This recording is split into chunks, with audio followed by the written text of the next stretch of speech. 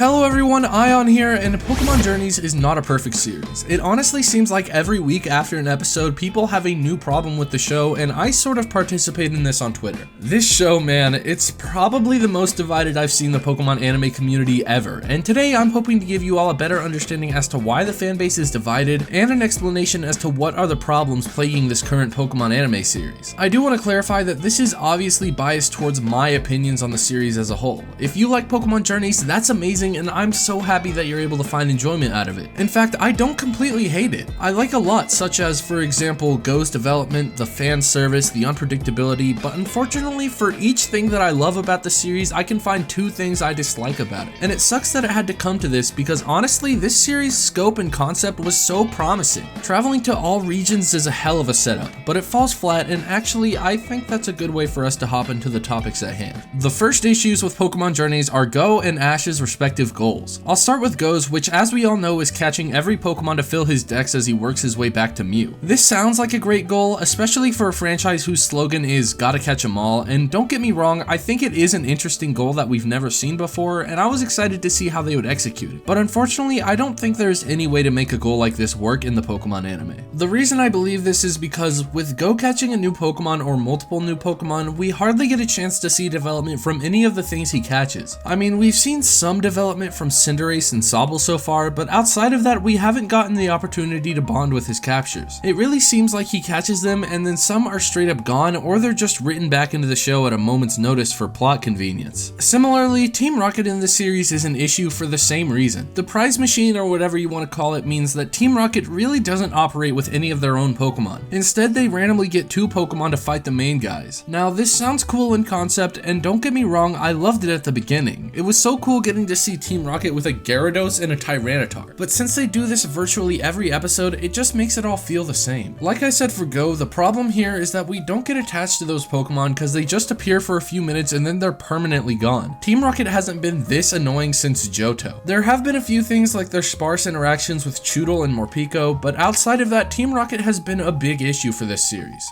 Getting back to the goals though, the concept for Ash's dream in this series is amazing. I mean, if I told you a couple years ago that Pokemon Journeys would see Ash aiming to be not just the champion of Galar, but the champion of the entire world, you'd call me crazy, and rightfully so. It sounds awesome, and pair that with going to all regions, and there should be some amazing rematches for the ages. And we've gotten that with Karina, for example, and we'll get into my issues with this series' continuity in a minute, but back to the Pokemon World Coronation series. A big problem with this is that it just feels like it doesn't have a direction. I mean, with Ash's goals in other series, it's always been, alright, cool, Ash beat this gym, now let's go on to the next one. We've always had a clear path, but this show is just all over the place with that, and because of it, Ash's goal is paced so weirdly. I'm not saying that the unpredictability here is the issue, I'm just saying that the inconsistencies here make it annoying. For example, another thing is that a lot of it happens off screen, which is another curse of this series. Too much happens off screen, like training, a capture happened off screen in the Suicune episode, and the most egregious thing is Ash ranking up off screen, and not only that, he ranked up from the normal class back into the great class. Imagine if in Sun and Moon he won a grand trial off screen. That's basically what ranking up a class is to me, and then in the recent Farfetch'd vs Girder episode, Ash ranked up from, I assume, somewhere in the 900s all the way to 415. That's just unacceptable to me. I mentioned the continuity just a moment ago, and believe it or not, I actually am somewhat satisfied with this series' continuity. A lot of my problems with it are symptoms of Pokemon Journeys itself. I mean, the Alola episode should have been 2 episodes, but for what it's worth, it was continuity with a purpose. They gave us the fan service, we ate it up, but they also developed Go nicely. My main issue with this series' continuity is that it kind of feels forced in parts, and it doesn't really affect the series as a whole, and in Karina's case, diminished her character. For us to see all of Karina's efforts to better herself as a person and trainer in XY, only for Ash to beat her with a Dragonite that he just caught, was an extremely poor writing choice. It makes Karina and her Mega Lucario look weak. I like the Lieutenant Surge references early on in the series, but unless they deliver us a rematch like I felt they were teasing, that reference will have seemed boring as well. In other series with past characters returning, I feel like something was gained there. The prime showing of this was the lessons May gave to Dawn in Diamond and Pearl. A lot of Journey's continuity just feels like blatant fan service to prioritize hype over a proper narrative. Now let's talk about Ash's Pokemon, which at first it was hype to see him catch Pokemon like Dragonite and Gengar, even Riolu. But the thing is, they're so inconsistent with how they show these. I mean, from its capture to its evolution, we basically saw Lucario Lucario every episode, and now it feels like it's been sidelined. Dragonite and Gengar have had only one on-screen battle since Karina. Farfetch'd literally did nothing except die from its capture to episode 51, and Dracovish hasn't done anything since it was captured either. The issue with Ash catching so many fully evolved Pokemon is that with first stage captures, even if their character arcs are lackluster, they have the benefit of evolving, which automatically gives them some development. Those two Pokemon don't get that, so they fall flat a little. As for Lucario and Farfetch'd, they've each gotten some nice development at this point, but like I said a moment ago, Lucario had its time, now it seems like Farfetch'd is taking the spotlight, so I like their respective developments, but they should have been more intertwined in my opinion.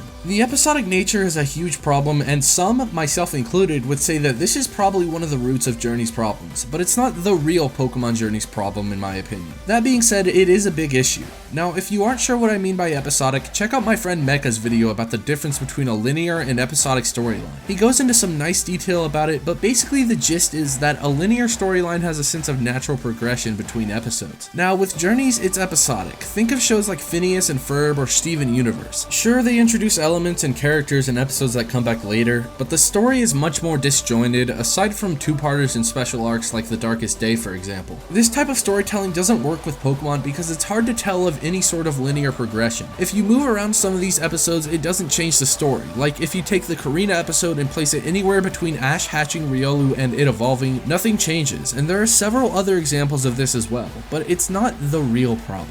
It is a problem, everything in this video is, but I honestly think that the real problem can be narrowed down to a single thing, and that is the fact that this series takes place in Kanto and not Galar. This isn't to say that the other problems wouldn't exist, but I think if we had a Pokemon the series Sword and Shield, or even a Journeys that is set in Galar and they still travel out of region, the setup for the story would just be way better. I mean, the main reason for Ash wanting to compete in the World Coronation series is to beat Leon, but it's really difficult to focus on that when they're in completely different regions. Another thing is that we don't get any focus on the new Galar characters. We should have seen Marnie, Bede, some of the other Galar gym leaders, and especially Hop by now, but we haven't. I'm not even one of those Kanto haters or anything, but I genuinely think that this series not being in Galar is the real Pokemon Journeys problem.